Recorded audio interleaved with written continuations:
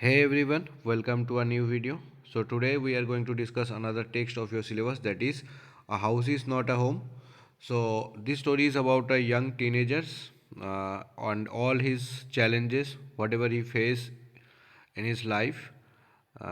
So through this text, through this story, the poet wanted to give us a message that in our life the problem will come, but what we can do, we have to keep patience, and if we able to keep patience then our problem will be solved gradually. Okay, तो जो problem होता है सबकी life में ही आता है, लेकिन धीरे धीरे अगर हम पेशेंस रखेंगे तो वो प्रॉब्लम धीरे धीरे हमारे जीवन से हट जाएगा. So this is all about this poem, about this text. So let's begin the text. शुरू कैसे हो रहा है? बोले my first year of high school felt awkward. तो मेरा जो फर्स्ट ईयर था इन हाई स्कूल वो बहुत ही अजीब तरीके का था, बहुत ही बुरा था. After living junior high at the head of my class with all the seniority the upper grade level could afford me, it felt strange starting over as a freshman. तो बोल रहे क्या है, स्थिति ऐसा है कि जो पोएट है उसका जो ऑथर है उनका जो हाई स्कूल में जब आ गया वो, तो उनका फर्स्ट ईयर बहुत ही अजीब था. Because after living junior high, तो पहले वो ऐसे एक स्कूल में पढ़ता था जो अप टू क्लास 8 तक था. तो वहाँ पर वो क्या था, हेड ऑफ माई क्लास. तो उस क्लास का वो हेड था, दैट इज़ उसका एक पोजीशन वो हेल्ड करता था उस क्लास में. और ज़्यादातर वो एक एज अ सीनियर होने के नाते सब लोग उसको पहचानता था. बट जैसे वो नया स्कूल में आया तो एक फ्रेशर मैन की तरह उसको स्टार्ट करना पड़ रहा है, दैट इज़ उसको कोई नहीं पहचानता है. एज अ फ्रेशर वो स्टार्ट कर रहा है जहाँ पर उसकी कोई वैल्यू नहीं है. The school was twice as big as my old school. तो ये जो स्कूल था नया स्कूल वो पुराने स्कूल से लगभग 2 गुना है. And to make matters worse, और चीज़ों को और भी ख़राब करने के लिए my closest friend were sent to a different high school. तो उनका जो पुराने दोस्त था जब वो जूनियर हाई में पढ़ता था, तो वहाँ पे उनका जितना भी दोस्त था सब धीरे धीरे अलग अलग स्कूल में चला गया. आई फेल्ट वेरी आइसोलेटेड, और इसी वजह से वो बहुत ही आइसोलेट फील कर रहा था. दैट मीन्स वो अपने आप को अकेला महसूस कर रहा था. तो first question that will arrive कि क्यों poet, why the poet was felt isolated, उसको क्यों, उनको क्यों आइसोलेट फील हो रहा था. Next, I missed my old teachers so much that I would go back and visit them. तो बोले मैं मेरे पुराने टीचर को इतना मिस करता था कि मैं ओकेशनली उन लोगों के घर में जाता था उन लोगों से मिलने के लिए. They would encourage me to get involve in school activities so that I could meet new people. तो जब मैं टीचर के पास जाता था तो टीचर हमको एक एडवाइस देता था कि मैं ज़्यादा से ज़्यादा स्कूल एक्टिविटी में हिस्सा लूँ. और इसी तरीके से क्या हो जाएगा, मेरा बहुत सारे नए लोगों से मेरा मुलाकात होगा और मैं दोस्त बना पाऊँगा. They told me that in time I would adjust and probably and up loving my new school. तो बोले अगर मैं ऐसे ही स्कूल एक्टिविटीज़ में हिस्सा लेना स्टार्ट करूँगा तो एक टाइम ऐसा आएगा कि मुझे अच्छा लगना लगेगा नया स्कूल भी, more than I had my old one. तो मेरा पुराना स्कूल मुझे जितना अच्छा लगता था उससे भी ज़्यादा अच्छा लगने लगेगा. They made me promise that when that happen I would still come by and visit them from time to time. और उन्होंने जो मेरा जो टीचर था उन्होंने ये भी बताया जब ऐसा स्थिति आ जाएगा कि मुझे मेरा पुराना स्कूल से नया स्कूल अच्छा लगने लगेगा तो तब भी मैं उन लोगों के पास जाऊं और उन लोगों से मुलाकात करूं. I understood the psychology in what they were saying. तो मुझे ये पता था कि वो लोग क्या बोलने की कोशिश कर रहा है मुझे. दैट मीन्स मुझे ये महसूस हो रहा था कि वो लोग मेरा जो अभी मुझे जो आइसोलेटेड फील कर रहा हूँ उस फीलिंग से, उस थॉट से मुझे निकालने की कोशिश कर रहा है. But I took some comfort in it nonetheless. तो बोल रहा है कि मुझे पता था कि टीचर मुझे इनकरेज करने की कोशिश कर रहा है, लेकिन मैं टीचर से मिलने इसलिए जाता था कि मुझे थोड़ा कंफर्ट फील होता था जब मैं उन लोगों से मिलने जाता था. वन संडे आफ्टरनून, तो एक दिन संडे आफ्टरनून की बात हो रहा है. Not long after I had started high school, मतलब ज़्यादा दिन नहीं हुआ था, मतलब शुरू शुरू में ही एक आफ्टरनून में I was sitting at home at our dining room table doing homework. तो मैं मेरे घर पे बैठ के डाइनिंग रूम टेबल पे होमवर्क कर रहा था. It was a cold and windy fall day. तो दिन कैसा था, बहुत ठंड था उस दिन में। And we had a fire going in our fireplace. तो और उन लोगों की फायर प्लेस में आग जल रहा था। एज यूजल माई रेड टैबी कैट, और जैसे हर रोज़ होता है मेरे साथ मेरा एक कैट था, was lying on top of my papers. जैसे कैट, मेरा कैट जो था पेट कैट, वो हर रोज़ जो करता है वही कर रहा था, वो मेरे पेपर के ऊपर बैठा था, पोरिंग लाउडली, चिल्ला रहा था, ओकेशनली कभी कभी आकर swatting at my pen for attention shake, और कभी कभी वो मेरे पेन पे रहकर स्वेट कर रहा था, मतलब मेरे पेन पे मुझे डिस्टर्ब कर रहा था कि मैं उसकी तरह अटेंटिव हूँ, मतलब उसकी तरफ मैं ख्याल रखूँ, इसलिए वो कभी कभी मुझे मेरे पेन को छू कर वो डिस्टर्ब कर रहा था मुझे। नाउ अभी कैट के बारे में बोल रहा है। She was never far from me, जो जो मेरा कैट था वो कभी भी मेरे से दूर नहीं होता था। I had rescued her one she was a kitten, तो बोले मैं उसको रेस्क्यू किया था जब वो एक छोटा बच्चा था। Somehow she knew that I was the only responsible for giving her the good life, और कहीं ना कहीं मुझे लगता था कि जो कैट था, बिल्ली था, वो शायद ये रियलाइज़ कर पाता था कि मैं ही उसको एक अच्छा लाइफ दिया हूँ। My mother kept stoking the fire to keep the house nice and warm, तो मेरी मम्मी बार बार क्या कर रहा था, वो जो आग जल रहा था फायर प्लेस में, उस आग को, आग ना बुझ जाए इसलिए बार बार लकड़ी दे रहा था उस आग में कि घर जो है वो गर्म रहे। Suddenly I smelled something strange, और अचानक मेरे को कुछ स्ट्रेंज स्मेल महसूस हुआ। And then I noticed it, उसके बाद मैं देखा smoke pouring in through the steams of the ceiling, उसके बाद देखा कि सीलिंग के ऊपर से धुआं निकल रहा है। The smoke began to fill the room so quickly that we could barely see, मतलब उसके बाद अचानक धुआं पूरे घर में भर गया, और ऐसा स्थिति हो गया कि हम लोग कुछ देख नहीं पा रहे थे। Groping our way to the front door, उसके बाद हम लोग ग्रोपिंग करते हुए, जैसे कोई एक भी घर पे कुछ नहीं दिख रहा था तो जैसे अंधेरे में चलते हैं तो उसको ग्रोपिंग कहते हैं, तो बोले ग्रोपिंग करते करते हम लोग फ्रंट डोर की तरफ गए। We all ran out into the frontier, उसके बाद हम लोग बाहर की तरफ चले गए। By that time we made our way outside, जो जिस टाइम हम लोग बाहर जाने की कोशिश कर रहे थे, the whole roof was engulf in flame and it was spreading quickly.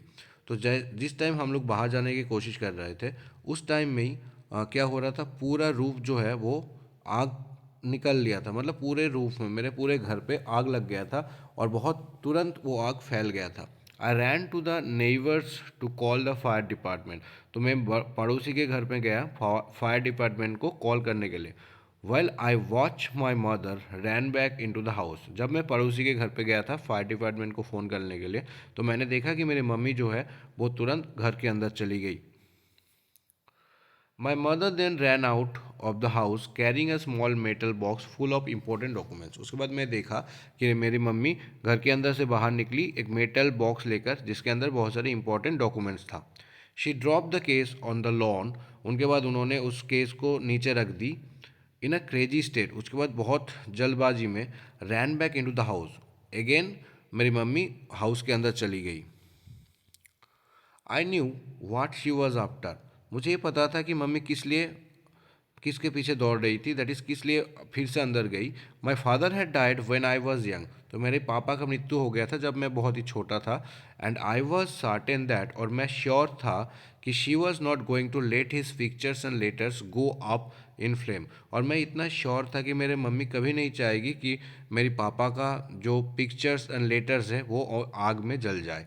They were the only things that she had to remember him by, क्योंकि वही एकमात्र चीज़ था, जैसे मेरी पापा का लिखा हुआ लेटर्स और पिक्चर एकमात्र सहारा था पापा को याद करने के लिए। स्टिल आई स्क्रीम्ड एट हार मॉम नो, तब भी मैं ये जानते हुए कि मेरे मम्मी नहीं रोक सकता, मेरी मम्मी अपने आप को नहीं रोक सकती, और उनको वो सब चीज़ जो मेरी पापा की यादें हैं उसको बचाना था, इसी वजह से मेरी मम्मी अंदर गई थी। लेकिन तब भी मैंने स्क्रीम दैट इज़ डरते हुए चिल्लाई कि मम्मी नो, मत जाओ। I was about to run after her when I felt a strange hand hold me back, तो मैं भी मेरी मम्मी के पीछे पीछे दौड़ के अंदर जाने वाला था। उसी दौरान मुझे फील हुआ कि कोई एक कठोर हाथ मुझे पीछे की तरफ खींच रहा है। I was it was a fireman, और उसके बाद मुझे पता चला कि वो हाथ एक फायरमैन के था।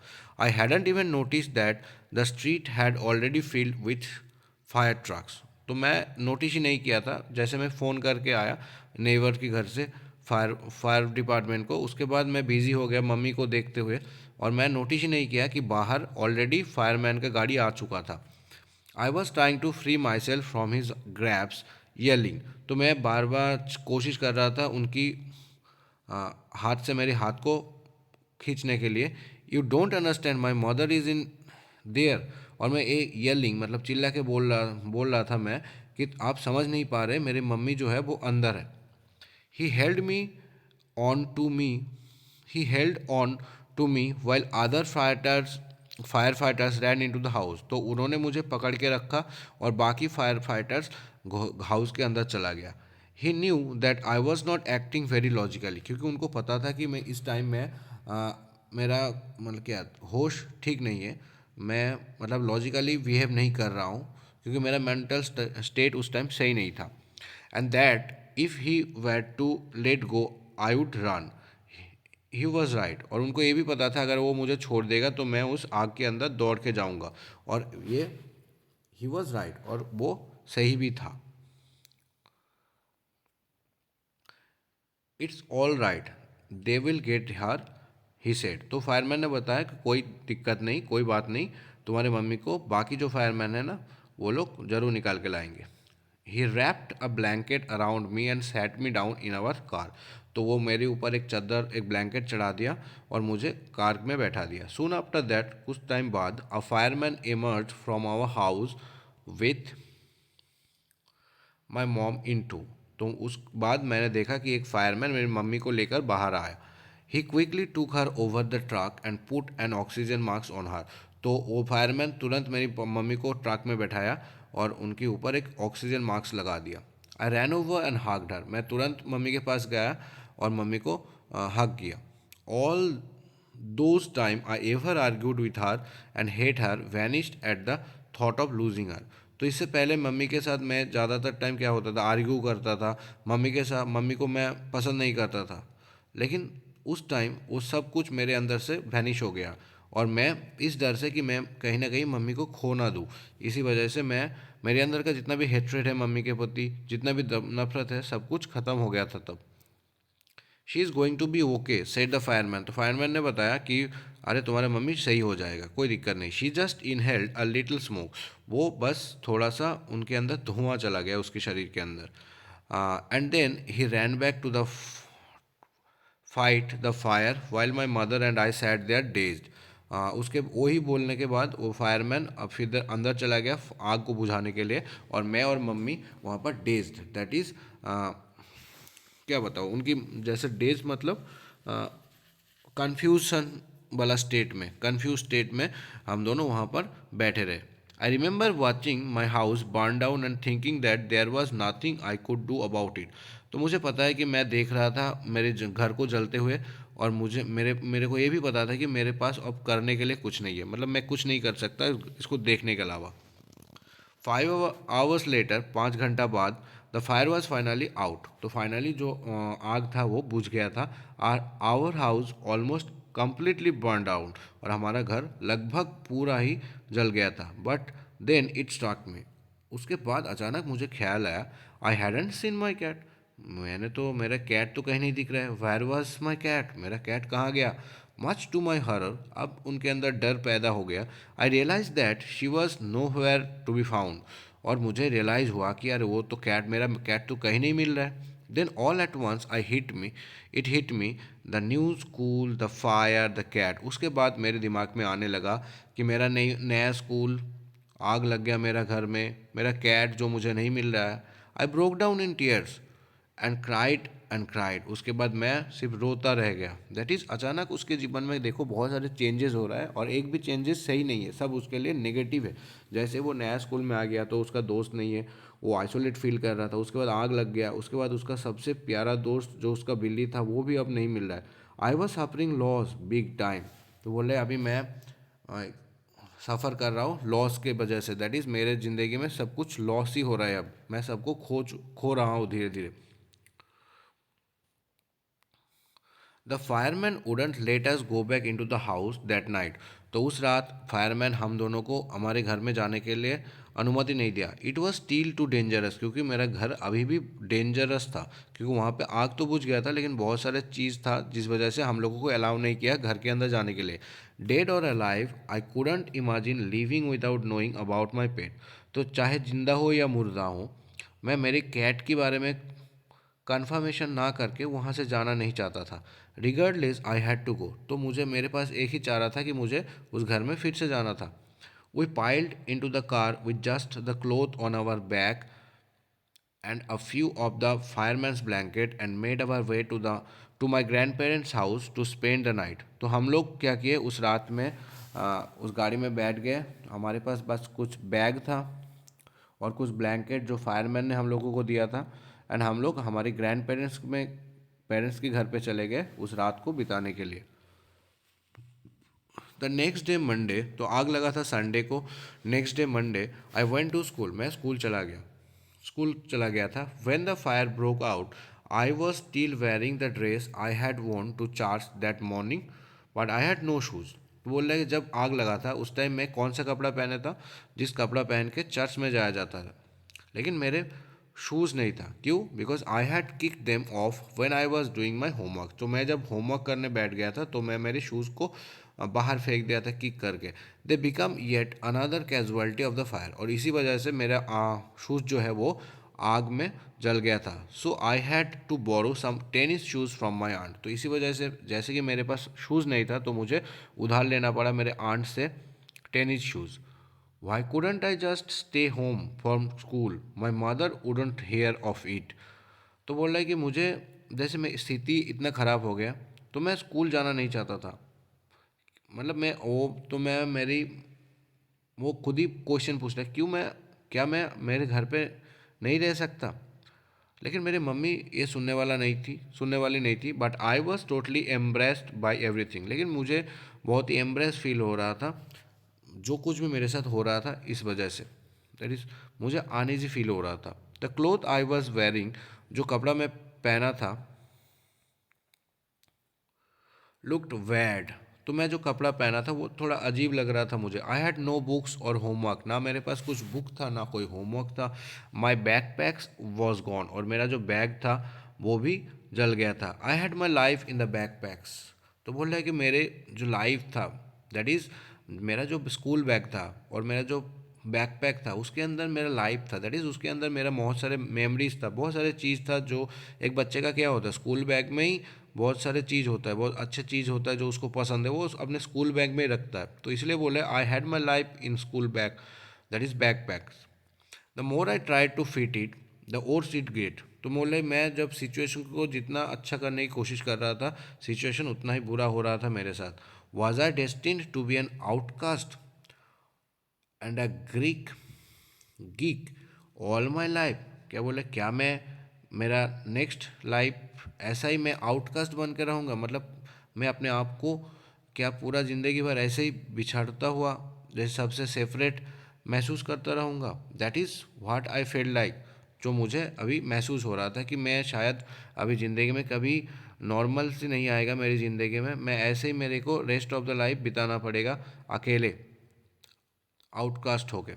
आई didn't want to grow up. तो मैं बड़ा होना नहीं चाहता था। चेंज और have to handle life if it was going to be this way.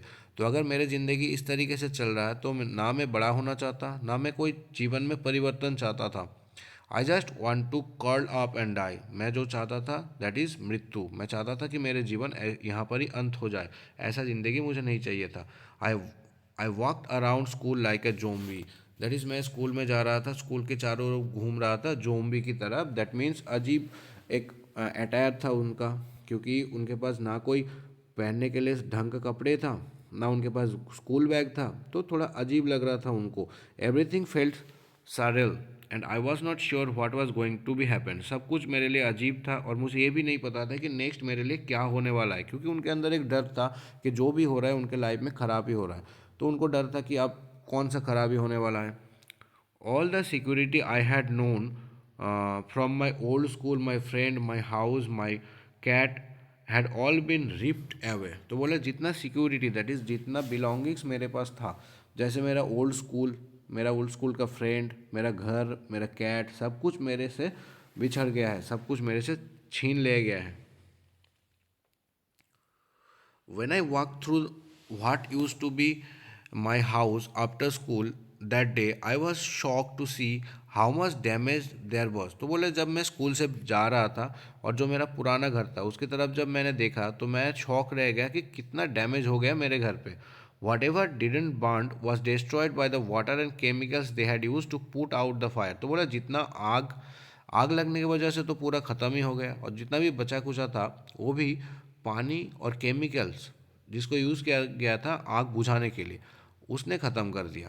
The only material things not destroyed were the photo albums, documents and some other personal items that my mother had manage to heroically rescue. तो बोले जो चीज़ अभी भी बचा है वो क्या है? फोटो एल्बम है, डॉक्यूमेंट्स है and some other personal item जो मेरी मम्मी हीरो की तरह अंदर जाके उसको बचा लिया था। But my cat was gone and my heart aches for her. बोला लेकिन सबसे दुख की बात है कि मेरा कैट खो गया है और उसकी वजह से मेरे को बहुत ही दुख महसूस हो रहा है। There was no time to grieve. तो बोले दुख मनाने के लिए टाइम ही नहीं था मेरे पास। My mother rushed me out of the house. He would have to find a place to live and I would have to go buy some cloth for school. लेकिन मेरे पास दुख मनाने के टाइम नहीं था। मेरी मम्मी तुरंत मेरे को उस घर से निकाल के लेके गए। उनको she would have to find a place, उनको एक प्लेस, नया जगह की ज़रूरत था, और उन्होंने मेरे लिए भी बहुत सारे क्लोथ खरीद लिया ताकि मैं स्कूल जा पाऊँ। We had to borrow some money from my grandparents because there were no credit card, cash or even any identification to be able to withdraw money from bank. तो हम लोगों को कुछ पैसा उधार लेना पड़ा ग्रैंड पेरेंट्स के पास से, क्योंकि हमारा जो क्रेडिट कार्ड था या फिर कोई भी आइडेंटिफिकेशन जिसके द्वारा हम लोग पैसा उठा सकते, वो सब कुछ जल गया था। Everything had gone up in smoke, that means सब कुछ जल गया था उस आग में। That week, the rubble that used to be our house was being cleared off the lot, even though we had rented an apartment nearby. तो हम लोग क्या किए, नियर बाय में उस जो हमारा घर था ओरिजिनल, उसके आसपास में हम लोग एक रेंटेड हाउस ले लिए। We would go over to watch them clear away debris, hoping that my dog was somewhere to be found. तो मैं क्या करता था, उस पुराने घर में जाओ जो जल गया था उसमें मैं जाता था ओकेशनली, किस होप में कि कहीं ना कहीं मेरा कैट जो है वो मिल जाए मुझे। She was gone. लेकिन क्या होता, अनफॉर्चुनेटली वो कैट उनको कहीं नहीं दिखाई देता है। तो उनको एक सोच आता है कि शायद मेरा कैट जो है वो चला गया है या फिर मर गया है। I kept thinking about her age that vulnerable little kitten. मैं उस बेचारा किटन की यादें, मतलब उसके बारे में सोचना स्टार्ट किया। In in the early morning when I would disturb her and get out of bed. तो सुबह सुबह जब मैं उसको डिस्टर्ब करता था और बेड से नीचे रख देता था और फेंक देता था, she use to tag along after me. वो मेरे पीछे पीछे आता था। Climbed up my robe and crawl into my pocket to fall asleep. तो वो धीरे धीरे मेरे पीछे आ करता था, मेरे कपड़ों से वो मेरी क्रॉल करते करते मेरे पॉकेट में आता था और वहाँ पर आकर वो सो जाता था। I was missing her terribly. मैं मेरी किटन को, दैट इज़ मेरा कैट को, बहुत ही मिस कर रहा था बुरी तरीके से। It always seems that bad news spread quickly. और ये बहुत ही एक सच बात है कि जो ख़राब खबर होता है वो बहुत जल्द फैलाता है। In my case it was not different. और मेरे जब मेरी बारी आई तब भी इसका कोई उल्लंघन नहीं हुआ। दैट इज़ जो बैड न्यूज़ है वो बहुत जल्दी फैल जाता है। Everyone in school including the teachers was aware of my plight. तो स्कूल की सब बच्चे, इवन टीचर्स को भी मेरे साथ जो खराबी हुआ था उसके बारे में पता था। I was embarrassed as if somehow I were responsible. तो मुझे बहुत ही एम्ब्रेस फील हो रहा था होता था और मुझे ऐसा लगता था इस सब के लिए शायद मैं खुद ही रिस्पॉन्सिबल हूँ। What a way to start off a new school. तो वो अपने आप को कोस रहा है कि वाह रे वाह, मतलब एक न्यू स्कूल स्टार्ट करने का कितना अच्छा एक स्टार्ट है मेरे लिए एक न्यू स्कूल में। This was not the kind of attention I was looking for. तो बोल रहा है कि मुझे अब अटेंशन तो मिल रहा है, क्योंकि लेकिन इस तरीके का अटेंशन मुझे नहीं चाहिए था। मतलब सब लोग मेरे को अटेंशन दे रहा है, बट मेरे प्रति करुणा कर रहे हैं सब लोग, जो मैं नहीं चाहता था। मैं चाहता था जैसे मेरे पूरे पुराने स्कूल में मैं एक हीरो की तरह था, सब लोग मुझे पहचानता था, मैं हेड स्कूल का हेड था। तो मैं उस तरीके का अटेंशन चाह रहा था, ना कि मैं कोई दया चाह रहा था किसी से। The next day at school people were acting even more strange. तो नेक्स्ट डे जब मैं स्कूल गया, दैट इज़ मंगलवार को जब मैं स्कूल गया, तो सब लोग मेरी तरफ और भी स्ट्रेंज तरीके से देख रहा था, एक अनयूजुअल तरीके से। I was getting ready for gym class at my locker. तो मैं मेरे लॉकर के पास गया रेडी होने के लिए, कि मुझे जिम क्लास जाना था। People were milling around me, सब लोग मेरी तरफ घूर रहा था, asking me to hurry up, और सब लोग बोला था अरे जल्द करी, जल्द करो, जल्दी करो, जिम में जाना है। आई थॉट इट स्ट्रेंज, तो मुझे ये अजीब लगा, but in the light of the past few week nothing would surprise me. तो बोल रहा है कि लेकिन पास्ट एक हफ्ता से मेरे साथ जो कुछ भी हो रहा था, उसकी वजह से उसके चलते हुए मुझे अब कोई भी चीज़ चेंज मतलब स्ट्रेंज नहीं लगता। It almost seems that they were trying to shove me into the gym, then I saw why. तो मुझे ऐसे लग रहा था कि वो लोग मुझे खींच के मतलब ज़बरदस्ती उस जिम में ले जाना चाह रहा था। उसके बाद मुझे दिखा कि क्यों वो लोग ऐसे कर रहे थे। There was a big table set up with all kinds of stuff on it. तो बोला कि मैं जब जिम में गया तो देखा कि वहाँ पे एक टेबल था, और उस टेबल में क्या था, all kind of stuff on it, बहुत सारे चीज़ वहाँ पर था जस्ट फॉर मी, और वो मेरे लिए ही था। They had taken up a collection and brought me school supplies, notebooks, all kind of different clothes, jeans, tops, sweet sweat sweets, etc. तो बोल रहा है कि वो लोग एक पैसा कलेक्ट करके मेरे लिए जो भी नेसेसरी चीज़ चाहिए सब कुछ वो लोग अ, लेके आया। जस्ट लाइक जीन्स हो गया, टॉप्स हो गया, स्वेट स्वीट्स होगा। इट वॉज लाइक क्रिसमस, और ये मेरे लिए क्रिसमस की तरह ही था। तो कोई क्रिश्चियनिटी में क्रिश्चियन सबसे खुशी आनंददायक चीज़ होता है, तो बोल रहा है कि ये मेरे लिए बहुत ही खुशी का मोमेंट था। I was overwhelmed by emotions, और मैं बहुत ही इमोशनल हो गया था उस time. People who had never spoken to me before were coming up to meet to me to introduce themselves. तो इससे पहले जो कभी भी मेरे साथ नहीं मिला था, वो लोग भी मेरे पास आ रहा था और अपने आप को मेरे साथ परिचय करवा रहा था। I got all kinds of invitation to their houses, और मैं सब लोग आकर मुझे उन लोगों के घर पे जाने के लिए भी इन्विटेशन दे रहा था। Their genuine genuine outpouring of concern really touch me. तो उन लोगों का जो जेन्युइन कंसर्न है मेरे लिए, तो मुझे वो बहुत ही मेरे हृदय को स्पर्श कर गया। In that instant I finally breath a sigh of relief and thought for the first time that things were going to be okay. तो इसके बाद मुझे पहली बार चैन का सांस में ले पाया, और मुझे लगने लगा कि शायद अब मेरी ज़िंदगी में जो कुछ भी होने वाला है वो सही होने वाला है। I made friend that day, और उस दिन मेरे दोस्त भी बन गया था पहली बार के लिए। अ मंथ लेटर, एक महीने बाद, I was at my house watching the debris it sorry rebuild it. तो जब मैं मेरे घर से मेरे पुराने घर को देख रहा था फिर से बनते हुए, but this time it was different. लेकिन इस बार देखने का जो सिचुएशन जो था वो थोड़ा अलग था। It was not I was not alone, क्योंकि मैं आज उस दिन मैं अकेले बैठा नहीं था। I was with two of my new friends from school. उस दिन मैं मेरा दो न्यू दोस्तों के साथ बैठ के उस घर को बनते हुए देख रहा था। It took a fire for me to stop focusing on my feelings of insecurity and open up to all the wonderful people around me। तो बोले ये जो फायर था वही मुझे कुछ नए लोगों से मिलने का मौका मुझे दिया। दैट इज़ उस फायर की वजह से ही, जो इनसिक्योरिटी मैं पहले फील कर रहा था, उस इनसिक्योरिटी तो मेरे अंदर से चले गए, और उसकी अपोजिट में मुझे बहुत सारे नए नए लोगों से मिलने का मौका मिला। Now I was sitting there watching my house being rebuild when I realize my life was doing the same thing. तो जब मैं बैठ के मेरे पुराने घर को बनते हुए देख रहा था, फिर से रीबिल्ड होते हुए देख रहा था, तब मुझे रियलाइज़ हुआ कि मेरे लाइफ में कहीं ना कहीं मेरा लाइफ भी धीरे धीरे रीबिल्ड हो रहा है। दैट मीन्स अब तक मेरे लाइफ में जो कुछ भी हो रहा था वो मेरे लिए नेगेटिव था, सब मेरे लिए ख़राब ही हो रहा था। लेकिन कहीं ना कहीं एक महीने से मेरे साथ कुछ अच्छा हो रहा है, दैट इज़ उस हाउस की तरह मेरे ज़िंदगी में मेरा ज़िंदगी जो है वो भी बन रहा है धीरे धीरे। While we sat there on the crab planning my new bedroom, I heard someone walk up to me from behind and say, "Does this belong to you?" जब मैं वहाँ पर बैठ के प्लान कर रहा था मेरे दोस्तों के साथ कि मेरा बेडरूम कैसा होना चाहिए, मैं सुना कि पीछे से कोई आया और मुझे बोला, "Does this belong to you?" क्या ये आपका है? When I turned around to see who it was, I couldn't believe my eyes. तो मैं जब पीछे मुड़ के देखने की कोशिश किया कि कौन है, तो मैं मेरी आंखों के ऊपर विश्वास नहीं हो रहा था मुझे।